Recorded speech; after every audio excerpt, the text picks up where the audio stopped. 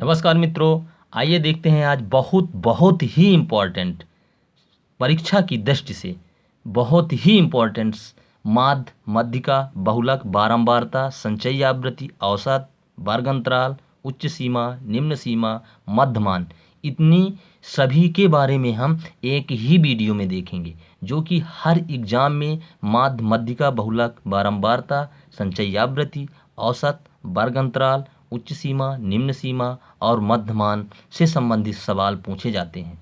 तो आइए देखते हैं सबसे पहले हम मान, जो कि मान दिए हुए हैं प्राप्तांक, फिर उनकी संख्या, फिर संचयी बारंबारता, फिर मध्य मान।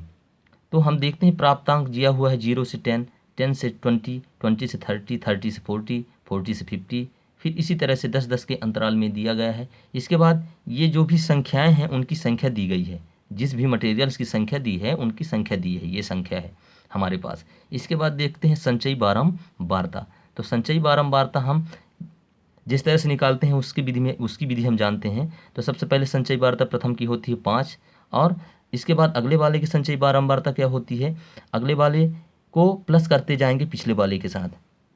तो जैसे पहले 5 था, फिर इसके बाद दूसरा हमारा 3 है, तो 3 में 5 को ऐड करते जाएंगे तो हमारा दूसरा संचयी बारंबारता 8 हो जाएगा। इसी तरह से अगली संचयी बारंबारता हमारी 12 हो जाएगी। इसी तरह से ही बढ़ता जाएगा। इसके बाद fx, दोनों का आपस में गुणा करते हैं, f और x का जो मध्यमान होता है, मध्यमान के साथ अपन f और x, इसको f और x मानेंगे, f और इसको x मानेंगे, इसको आपस में अपन गुणा कर देते हैं। ठीक है, इसको आपस में क्या करते हैं, हम गुणा कर देते हैं, जो ये मान आता है मध्यमान के द्वारा। मध्यमान 0 से 10 के बीच लेते हैं, 0 से 10 के बीच में लेते हैं और उसको डिवाइड करते हैं 2 से। तो 0 से 10 के बीच में हमने लिया और इसको डिवाइड 2 से किया, तो हमारा मध्यमान क्या आया, 5 आया। तो इस 5 के साथ गुणा करेंगे तो हमारा क्या आएगा आंसर, 25। fx, f ए है और x ए है, तो 5 का 5 के साथ 25। इसके बाद 3 का हम करेंगे 15 के साथ, तो 15 तिहाई 45। इसी तरह से हम मध्यमान के द्वारा हम fx निकाल लेते हैं। ठीक है, इसके बाद इन सभी मानों को निकाल करके हम इसको क्या करते हैं, ऐड कर देते हैं, इन सभी को ऐड कर देते हैं। ऐड करने के बाद हमारा 3345 आया, 3345। इसके बाद हम माध्य निकालते हैं, माध्य। तो माध्य का फार्मूला हमारा क्या होता है, माध्य निकालने का फार्मूला, तो माध्य निकालने का फार्मूला हमने देख लिया है कि माध्य इक्वल टू पद मानों का योगफल अपान पदों की कुल संख्या, पद मानों का योगफल बटे पदों की कुल संख्या। तो माध्य इक्वल टू हम इसको इस रूप में भी लिख सकते हैं, x bar equal to sigma f x upon sigma f equal to, total हमारा ऐड करने में कितना आया, 3345/53। 53 हमारा क्या है, संख्या, टोटल जो संख्या दिया हुआ रहता है वो डिवाइडेशन में होता है। तो sigma f x upon sigma f equal to 3345/53 equal to 63 point about this में आंसर हमारा आता है। इसके बाद हम देखते हैं माध्य, दूसरी तरीके से माध्य किस तरह से और निकाल सकते हैं। ये हमारा पदमानों की संख्या के माध्यम से हमने ये माध्य निकाला। इसके बाद एक और माध्य होता है जो कि दूसरी तरीके से भी हम उस माध्य को निकाल सकते हैं। तो देखते हैं हमारी माध्य संख्या दी हुई है 2, 3, 4, 5, 7, 8, 9। तो इसके माध्य निकालने के तरीके हमारे क्या होते हैं, इन सभी को जोड़ते हैं, इन सभी को जोड़ने के बाद जितनी संख्या दी हुई रहती है उसको हम उस संख्या से उतनी ही संख्या का डिवाइडेशन कर देते हैं। जैसे इनको सबको जोड़ा तो हमारा 38 आया, और संख्या हमारे पास कितनी दी हुई है, 7 दी हुई है, तो उसको हम 7 के साथ डिवाइड कर देते हैं, तो हमारा आंसर 5.43 आंसर आ गया। इसके बाद हम देखते हैं मध्यिका। मध्यिका किस तरह से निकालते हैं इसके बारे में जानेंगे। मध्यिका, तो मध्यिका देखते हैं सम के लिए। सम के लिए हमारा फार्मूला होता है n/2 में पद का मान प्लस n/2 प्लस वह पद का मान बटे 2। ये हमारा सम के लिए फार्मूला होता है, सम के लिए फार्मूला। तो जैसे 4, 3, 2, 4, 6, 8 हमारे लिए दिया हुआ है n का मान, तो n का मान हम इसको सबसे पहले क्या करते हैं, हमारा जो n का मान दिया हुआ ये मान, इस मान को हम क्या करते हैं, आरोही क्रम में सजाते हैं, आरोही, ठीक है, बढ़ते हुए क्रम में।